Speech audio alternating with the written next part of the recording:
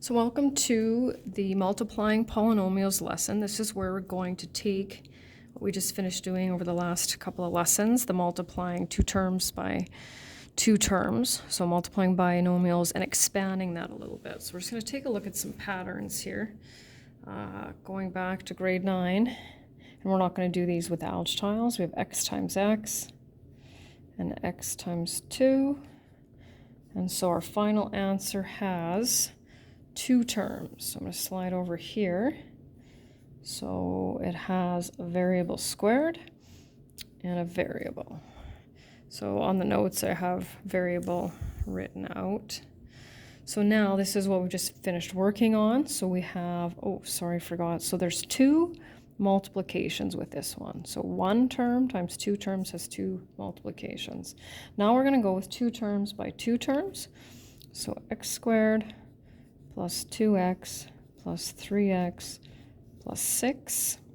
And of course, we'll combine our linear terms. And we will have, now how many multiplications have we done here? 4. And our final answer is how many terms? 3. This time we have a variable squared, a variable, and a constant, which you can't quite see. There it is. So now we're going to expand just a little bit more. So now we're going to do 3 terms by 2 terms. So how many multiplications do you think we're going to do? Well, if you look at the number of terms by the number of terms, 1 times 2 is 2, 2 times 2 is 4, 3 terms times 2 terms will be 6.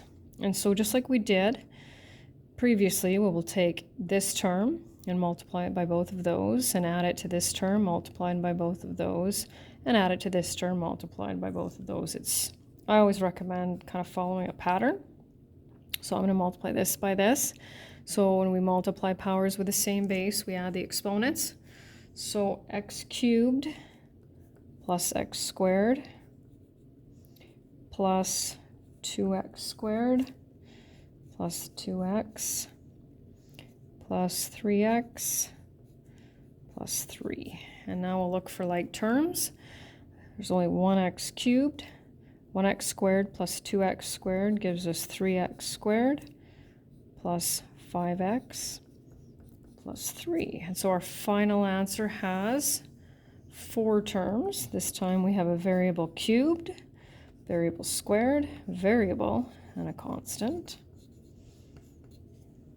And last but not least is 3 terms by 3 terms. That's as far as we're going to go. And how many multiplications will we have to do?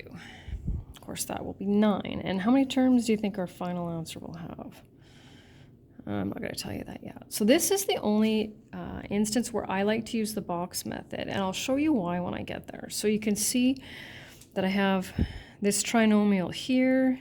I've got this one down here, and so this will ensure that we do all multiplications. So x squared times x squared is x to the 4th. And then we had 5x cubed, x squared,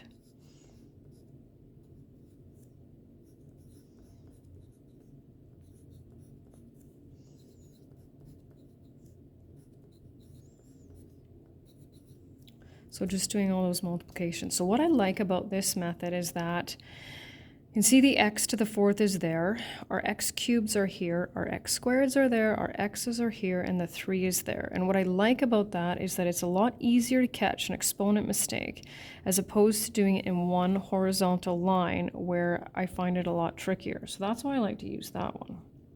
So our final answer, x to the 4th plus 7x cubed plus 14x squared plus 17x plus 3 gives us a final, and that's our final answer, and gives us 5 terms. So now we're just going to do a little bit of a combination here. So we're multiplying 2 binomials, and then we're adding it to another pair of binomials. So this is where it doesn't say show work.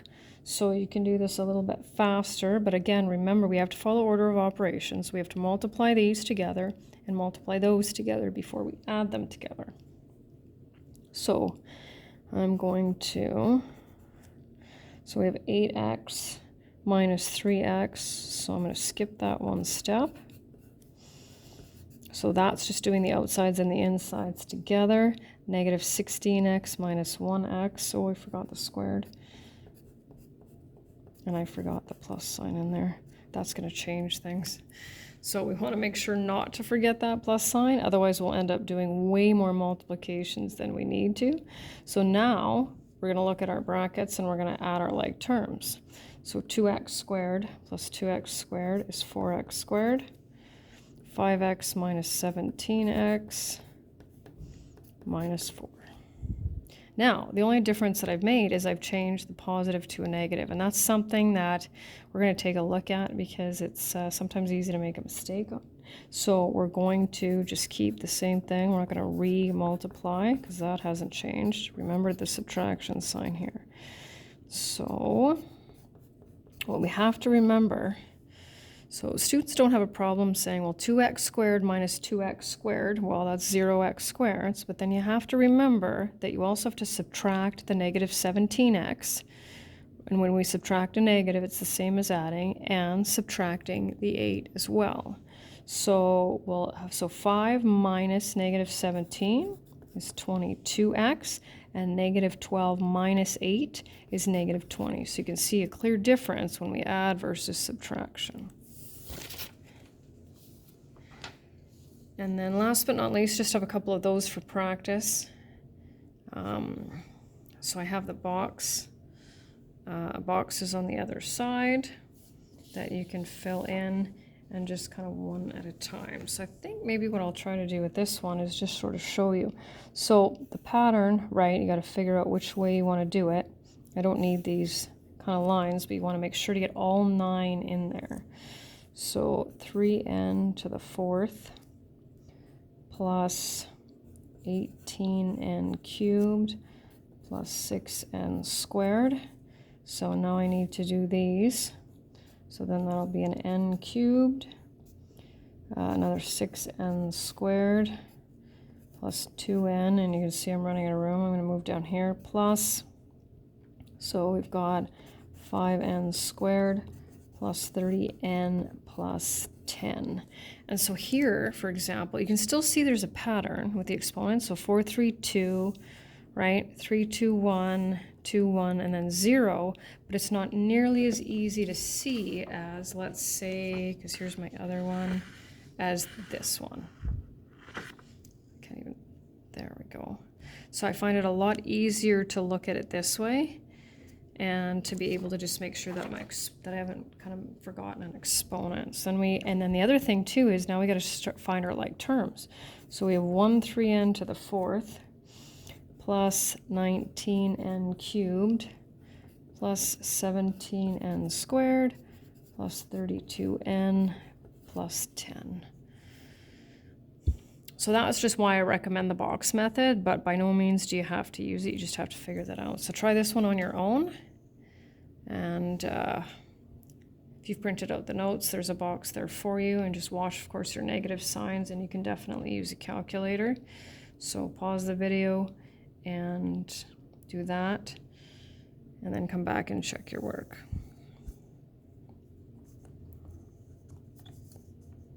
There we go, made it fit. So this is why I like this setup a little bit better.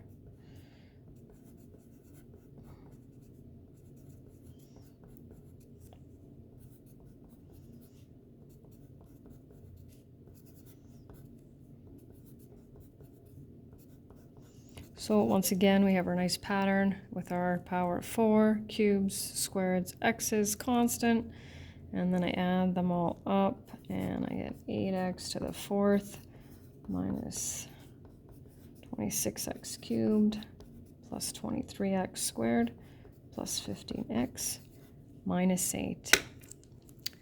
And that's the end.